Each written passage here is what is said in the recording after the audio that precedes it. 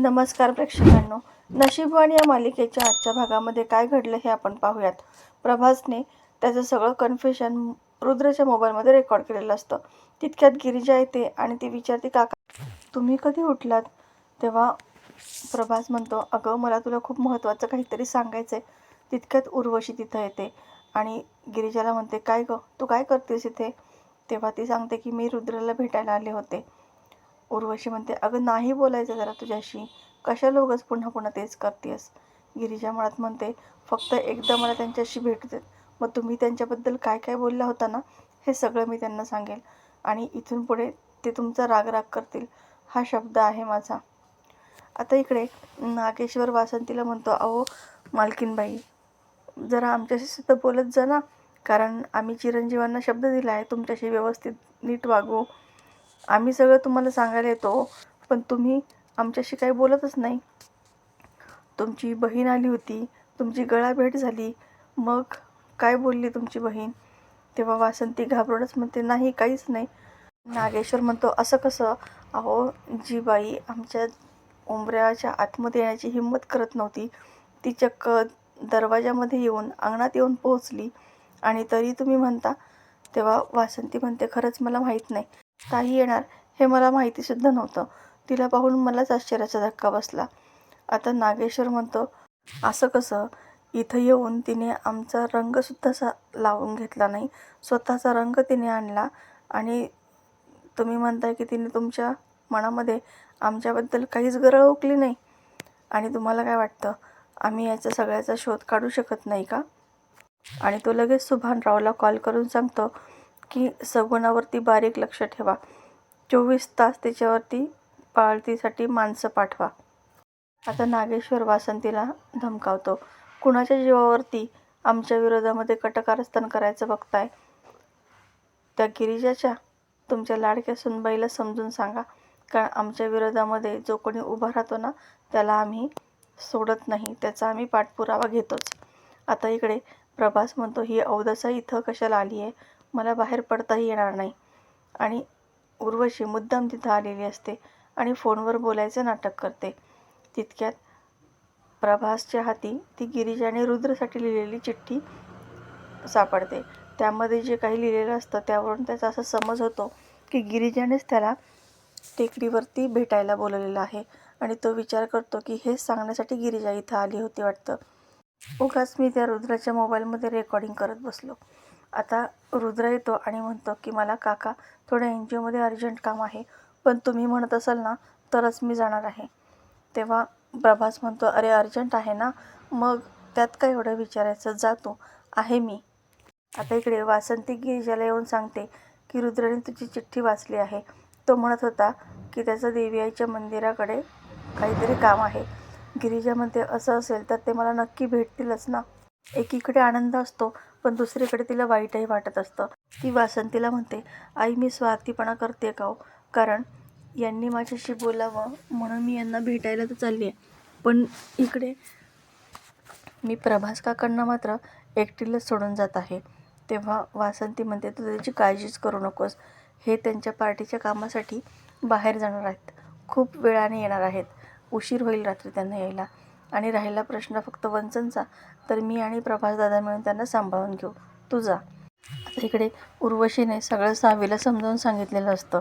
मी सांगितल्याप्रमाणे तसं आणि तसंच करायचं, थोडीशीही चूक होता कामा नाही, नाहीतर आपलं सगळंच संपलं म्हणून समज. तेव्हा सावी म्हणते, आता गिरिजाला तिचं नशीब नाही वाचू शकणार. आता हे सगळं प्रभास ऐकतो, कारण प्रभासला बाहेर जायचं असतं. आता तिथून दोघीही निघून गेल्यानंतर प्रभास गुपचूप घराबाहेर पडतो आणि सावी त्याच्यावरती नजर ठेवून असतेच. ती लगेच फोन करून उर्वशीला सांगते, तुमचं टार्गेट इथून निघालं आहे. आता त्याच्या अगोदरच उर्वशी त्या टेकडीवरती जाऊन पोहोचलेली असते. ती मनात म्हणते, प्रभास आज तुझं सगळं नाटक संपणार. आता इकडे गिरिजा रुद्राला भेटायसाठी निघणार, पण तिला तिची पर्सच सापडत नाही.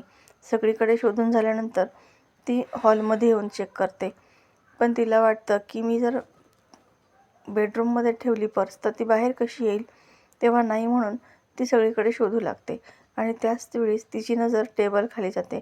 तिथे तिची पर्स पडलेली असते आता दोघींनाही आश्चर्य वाटतं की पर्स इथे कशी आली, पण ती खरं तर सावीने आणून टाकलेली असते. आता सावी मनात विचार करते की मावशीला जितका उशीर व्हायला हवा आहे ना, तितक्याच उशिरा आता गिरिजा तिथं पोहोचणार आहे. आणि गिरिजा वासंतीचा निरोप घेऊन तिथून निघून जाते. इकडे श्रीमंत रुद्रला विचारतो, अरे भाऊ, पोलीस इन्स्पेक्टर तुला फोन करत होते, शेवटी त्यांनी कंटाळून मला फोन केला, तुझा फोनच लागत नाही आहे, किती वेळेचा ट्राय करतोय मी. तेव्हा रुद्र म्हणतो, माझा फोन हरवला आहे, सापडतच नाही आहे. पण काय झालं, कशासाठी फोन करत होते ते इन्स्पेक्टर? तेव्हा श्रीमंत सांगतो की त्यांनी काही मावशींची ओळख पटावी म्हणून काही फोटो पाठवले होते. रुद्र म्हणतो, हो पाहिलेत मी ते, पण त्या सगळ्यांमध्ये आपल्याला हव्या त्या मावशी नाही आहेत. आता श्रीमंताला सुद्धा प्रश्न पडतो की नेमकी त्या मावशी गेल्या तरी कुठं असतील ना. आता श्रीमंत विचारतो, ते सगळं सोड, पण आता माझी बहीण काय म्हणते आहे? तेव्हा रुद्र म्हणतो, तूच विचारून बघ. आता श्रीमंत त्याची समजूत काढतो, जशी तुला भांग पाजली होती ना, तशीच गिरिजाला सुद्धा कोणीतरी भांग पाजली होती. अरे तिला तर माहिती नाही आहे तिने काय केलं आहे, आणि तू तिला माहिती नसलेल्या गुन्ह्याची शिक्षा तिला देतोयस का? हे काही बरोबर नाही. तू आणि गिरिजा समोरासमोर बसा आणि काय ते एकदाचे ठरवा. आता इकडे प्रभास टेकडीवरती पोहोचतो आणि गिरिजाला आवाज देऊ लागतो. त्याला असं वाटतं की झाडाच्या पाठीमागे गिरिजा लपली आहे आणि तो त्या दिशेने आवाजही देतो. मात्र होतं उलटं. त्या ठिकाणी उर्वशी बाहेर येते. उर्वशीला पाहून प्रभासला तर खूपच आश्चर्याचा धक्का बसतो.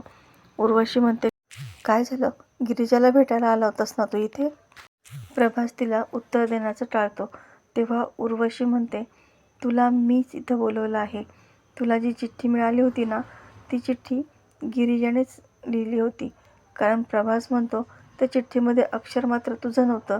तेव्हा उर्वशी म्हणते, बरोबर आहे ना, चिठ्ठीमधलं अक्षर गिरिजाचंच होतं. गिरिजानेच ती चिठ्ठी लिहिली होती, पण ती तुझ्यासाठी नाही, रुद्रसाठी. आता मात्र याला चांगलाच संशय आलेला असतो. तो म्हणतो, हे सगळं करून तुला काय मिळणार आहे गं?